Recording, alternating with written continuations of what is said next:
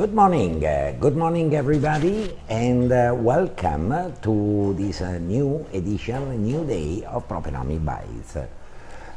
Dr. Daniele Gambero, the propenomist here from Kuala Lumpur, Malaysia. Today we have quite a good bunch of news, property related and not only propenomy related, propenomy homes and economy. So from the economic point of view, this morning on the Financial Daily, very interesting article on something that I've been saying for quite some time. I keep on saying that our Malaysian Ringgit is undervalued in the exchange rates with US dollar. And this morning I had a confirmation that I was not saying something wrong by the Chief Investment Officer of Nomura Asset Management, Mr. Wataru Ogihara. I hope I'm pronouncing right, saying that the Malaysian Ringgit should be appreciated against the US dollar of a good 5 to 10%. Not bad. 5 to 10% higher means back to 3.6, 3.7. Woohoo! Not bad. Okay, then on the same page there is a short notice about the advice given to local Islamic capital market players to embrace structural shift. Not really for the Islamic capital market, but in general, the article is saying that the majority of public nowadays of investors are actually millennials, and millennials in particular are accounting for a growing share of the investor base, with studies identifying their greater awareness of sustainable and responsible investment. Check out my LinkedIn account, Daniele Gambero, and in the article I've been posting one article about impact investment, which is investing with an eye to the social impact of the investment that I'm doing. Very interesting topic to be kept on being looked at. Property related, Penang undersea underwater tunnel. Somehow construction should have been starting this year in March. Apparently, the appointed construction company has been informing that the construction will only start later on this year. Why?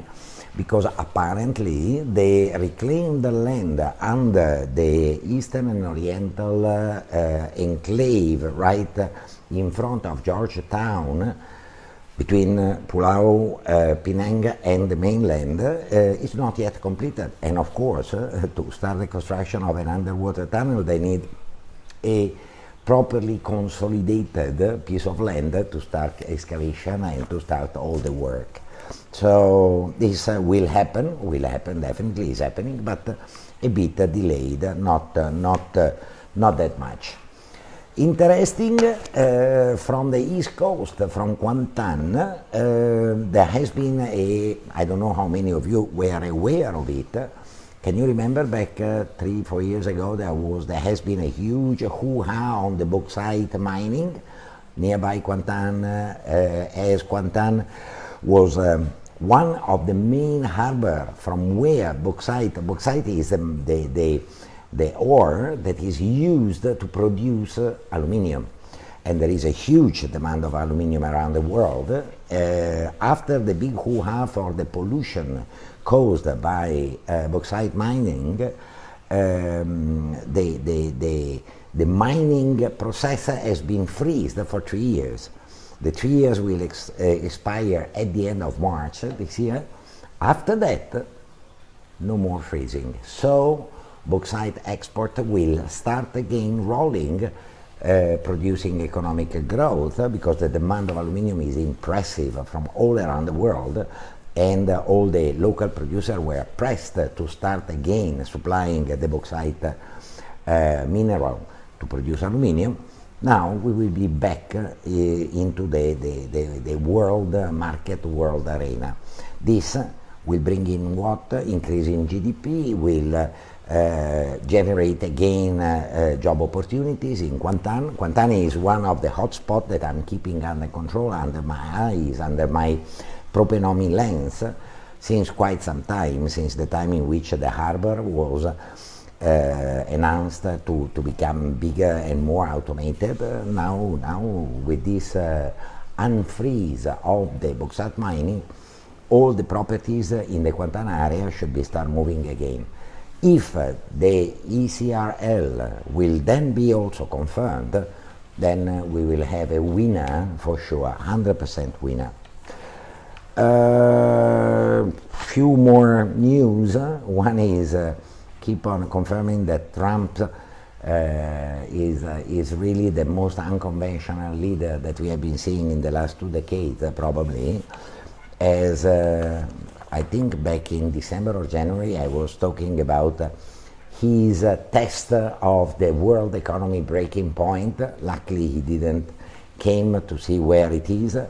Now, his policies, the policies that he is promoting, has been magically unifying all the enemies against him. That means people that were not in agreement within each other now are best friends, all against Trump. Thank you, Trump. And last but not least, 2 interesting news on international properties. One is from Singapore and one is from Iceland. Singapore keep on having a huge demand for those properties with prohibitive prices. I don't know how many of you know that in Singapore there is a top-notch type of property called GCB. GCB means good class bungalow. GCB. I honestly, many years I'm here, I discovered this GCB this morning. GCB was, isn't it? Is also a sandwich in McDonald's. GCB. Yeah. I knew GCB because as a sandwich in McDonald's, but that is cheap one. This one, Wallaway, good class bungalow, 105 million Sing dollars. Bungalow purchased last year by Winson Group.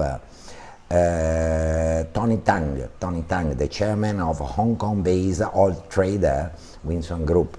And another one is 93.9 million Sing dollar. My goodness, is almost 300 million Malaysian Ringgit. Whew. Just for a bungalow. Okay, so Singapore still has a hot market for this GCB. Why? Demand and supply. The supply of these GCB is extremely limited. There are only 2,500 units of this type of property. Can you imagine around the world how many people would love to own one of these 2,500? It is a kind of a status symbol, a clear mark of being a super successful businessman or entrepreneur. Reykjavik, capital of Iceland, instead, still is facing huge deals with high-end properties. And Iceland, which is quite a small island with a small population in the middle of an ocean, with about 6 months a year of night and 6 months a year of daylight, 24 hours around the clock, I mean. Temperature that are absolutely freezing, volcanic, with plenty of volcanoes all around. This country still has a quite important demand for, guess what? Affordable homes. Malaysia is not the only one looking for affordable homes. The whole world is. Fully developed country, emerging economy, developing countries, emerging market, and everybody is looking for affordable homes. Every country in the world. Why? Because there is still too much of not fair distribution of income.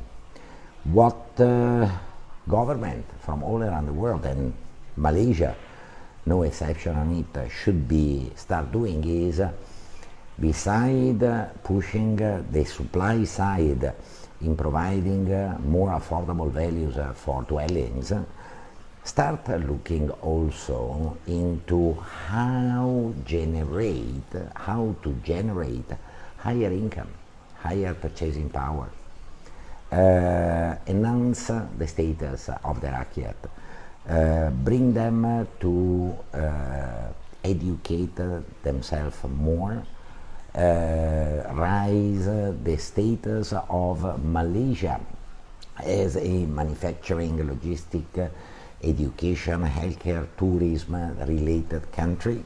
We are already very well diversified. Still more can be done. All right, rise the income